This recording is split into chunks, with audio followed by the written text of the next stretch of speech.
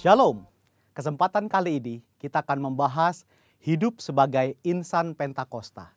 Siapakah yang dimaksud dengan insan Pentakosta? Tentunya bukan hanya mereka yang merupakan anggota jemaat gereja Pentakosta, tetapi semua orang percaya yang hidup dipimpin dan dituntun oleh Roh Kudus, yang meyakini bahwa suara Tuhan masih diperdengarkan, yang meyakini bahwa kita masih mendengar suaranya, dan yang dengan iman dan kuasa dari Roh Kudus berkata-kata atas nama Tuhan. Dalam Injil Yohanes, Tuhan Yesus sangat menekankan kehidupan orang percaya yang dipimpin dan dituntun oleh Roh Kudus. Betapa Roh Kudus menempati peran yang sentral dan penting dalam kehidupan orang percaya. Kehidupan orang percaya sudah seharusnya adalah kehidupan yang dipimpin oleh Roh Kudus, bukan sekedar hikmat, kepintaran, kehebatan, dan kebijaksanaan kita sendiri. Kehidupan yang dipimpin oleh Roh Kudus dimulai ketika pencurahan Roh Kudus pada hari Pentakosta sebagaimana dicatat dalam Kisah Para Rasul. Dalam Kisah Para Rasul, Roh Kudus terlibat dalam pengambilan keputusan, menuntun, mengarahkan, dan memimpin para pemimpin jemaat dalam pekerjaan pelayanan dan penuntasan amanat agung Tuhan Yesus. Kisah Para Rasul belum berhenti dan terus berlanjut sampai dengan era kita sekarang ini.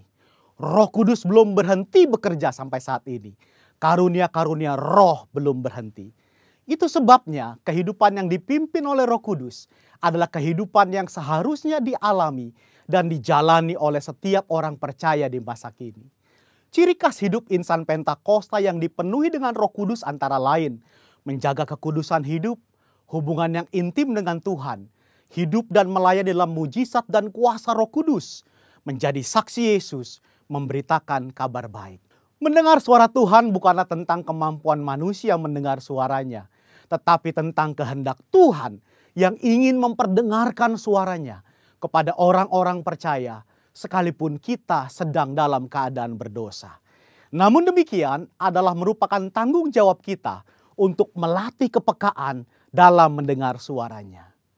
Dalam praktek hidup sehari-hari insan Pentakosta, memperkatakan firman Tuhan merupakan sesuatu yang lumrah, sebagaimana diajarkan dalam firman Tuhan Yosua 1 ayat 8. Misalnya dalam keadaan sakit, mereka memperkatakan dengan penuh iman 1 Petrus 2 ayat 24, oleh bilur-bilurnya kamu telah sembuh.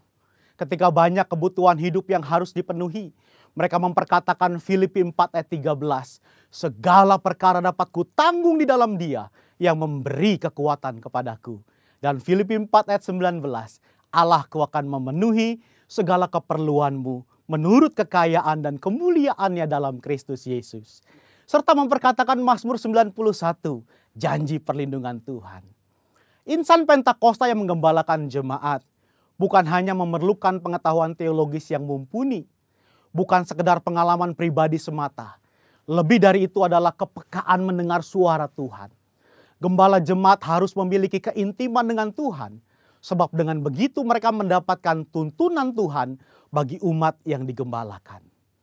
Pesan khusus yang diterima dari Tuhan sebagai tuntunan bagi jemaat tentu harus diperkatakan dan disampaikan berulang-ulang sampai jemaat dengan urapan Roh Kudus dapat menangkap, memahami, serta melakukan apa yang menjadi tuntunan Tuhan tersebut.